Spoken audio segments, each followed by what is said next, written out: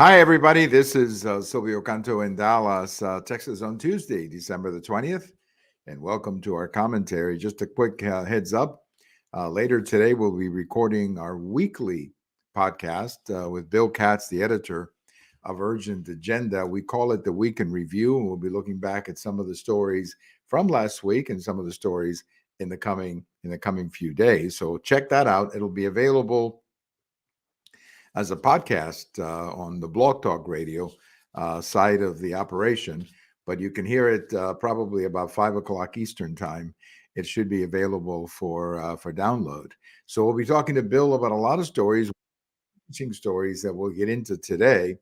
Is this whole thing of Title 42, and I've got a few thoughts on that. But before we get into the topics today, let me just remind you that this week we're also going to be doing interviews with Leslie Eastman, Legal Insurrection, and with Frank Burke, who's a great friend of our show. He's a businessman as well as an author up in Wisconsin. And we're going to be doing Christmas shows. That is, we're going to be talking about some of the stories of the day, but also looking at Christmas from the very unique perspective of Leslie, who always has a lot of great things to say, and also Frank Burke, who's been our guest many times in the past. And Frank usually reads something, surprises us with a reading about Christmas. Let me say hello to my good friend Diane. Good afternoon, friend. How you doing?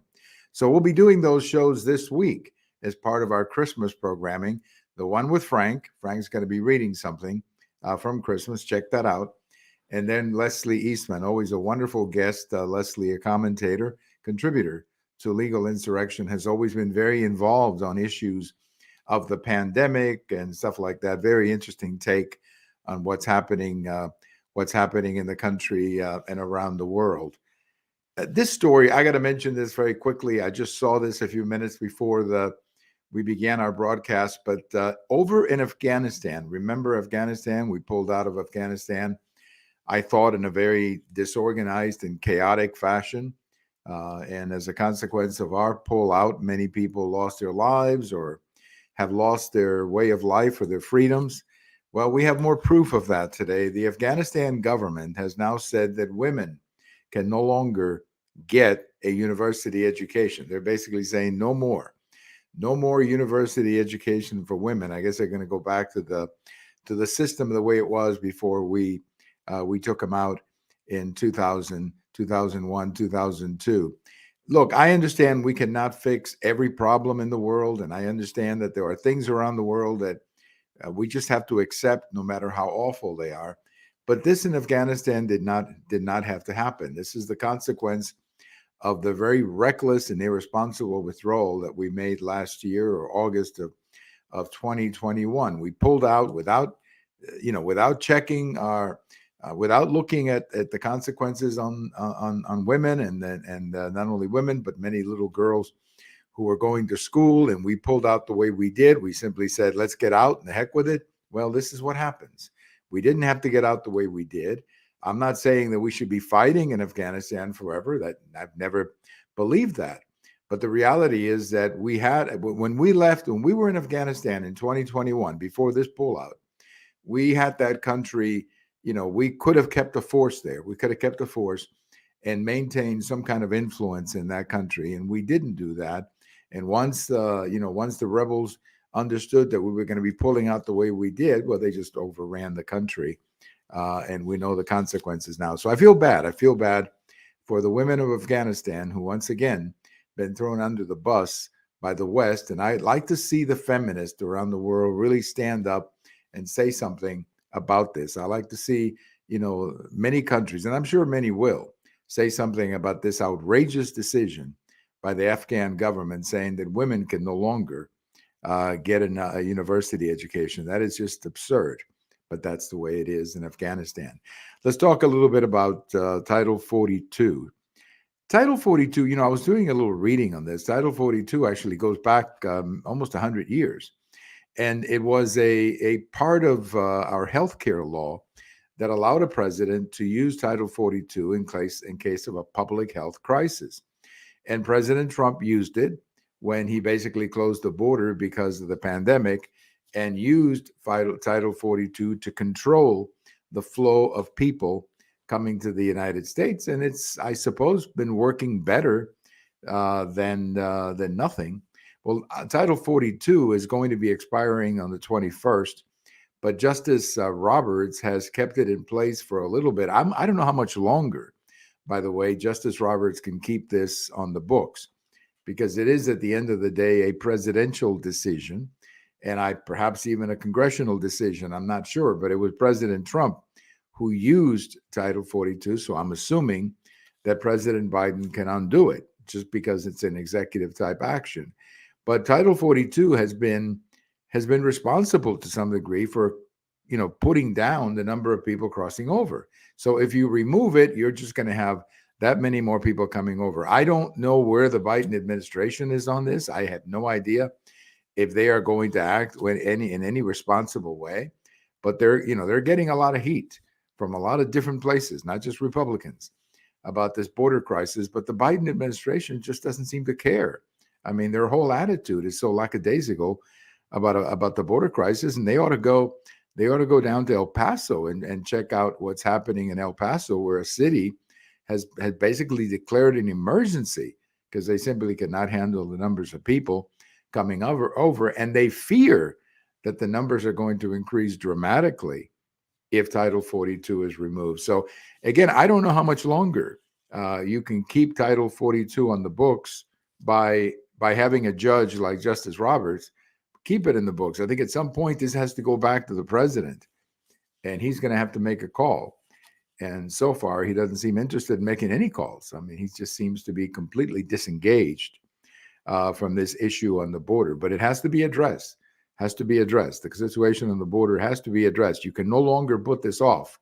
This administration, as I say, has been recklessly irresponsible in dealing with the border. Well, speaking of the border, south of the border, that is, very interesting story. I have a post about this over at the American Thinker on Tuesday morning. You can check it out over at the American Thinker. In Mexico, they've had a lot of violence, as all of you know who follow me or who follow the news coming out of Mexico. They've had a lot of violence, and specifically a lot of attacks on journalists. In fact, just in 2022 alone, 12 members of the press have been killed by different people. No one really knows for sure who does it, but they're usually, the way they kill these journalists, you kind of get the impression that these are professional assassins. This is not just some frustrated reader of the newspaper who goes out and kills a newspaper man. No, it's a little bit more organized than that. Many people suspect that the killers are members of the cartels, and they're killing journalists to intimidate them so that they don't report on the violence and what's happening with the cartels in the country. Well, the other night, one of the major news anchors of Mexico City television, one of the top 2 or 3 members of the local TV media in Mexico City, was going home. And when he was on his way home, he was attacked by a couple of guys in a motorcycle. They shot at him. Thankfully, they didn't kill him because he had an armored automobile, and that protected him. Without that protection, I'm sure he would have been killed like some of the others.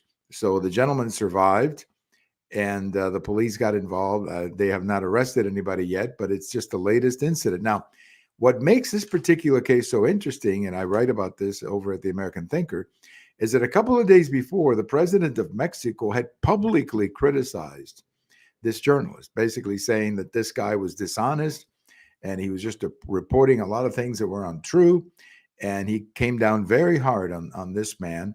And of course, many people in Mexico are wondering if there's a connection between the assassination attempt and the words of the president. I mean, nobody has any evidence that there is a connection, but people in Mexico suspect. They keep attacking members of the press, and here's the president of Mexico attacking a prominent member of the media. So I don't know where this is going to go, but it's just more unhappiness, more and more unhappiness coming out of Mexico. And in this particular case, a lot of people wondering, how much longer can this go on? I mean, how much longer can Mexico be a country under some kind of control when you have this kind of violence? I don't know.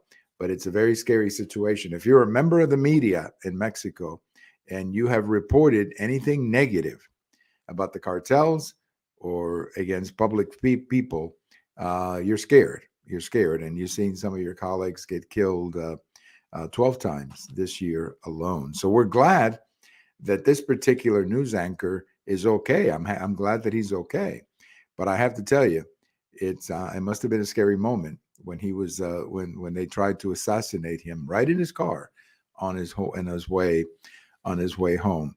Well, on this day in history, let's close with this little note from on this day in history, 1957. Go back 1957. On this day in history, Elvis Presley got his draft notice. He was sent a little telegram like people used to back then, a little telegram saying, Elvis, you've been drafted. Show up at the Army station whenever it was. And that's what happened. Elvis actually went in the Army. He served a couple of years, spent a couple of years in Germany. And what's interesting is during that time that he was in the military, that the RCA records had new songs every 2 or 3 months. And that's because before he left, they made sure that there were lots and lots of songs in the inventory so that they could keep him going while he was away in the Army. And when he came back, it's like he'd never been gone really from the radio because of the number of hits that he was able to enjoy while he was in the military. As everybody knows, just a little detail, when he was in the Army, when he was in Germany, that's when he met his future wife, Priscilla, who was the daughter of an officer or something at the Army. They met and they were married, of course, later in the 1960s. So Elvis got drafted on this day in 1957. That must have been quite a shock. You're Elvis Presley and you get a telegram saying you've been drafted.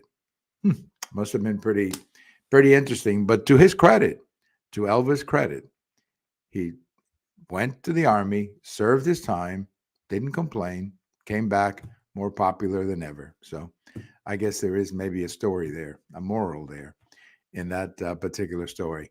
Thank you for listening. This is Silvio Canto in Dallas. Enjoy your day. And if you're in North Texas, you know what that means. You better wear a coat because it's going to get pretty nasty here in the next couple of days. Bye-bye, everybody. This is Silvio Canto, and we'll talk to you later.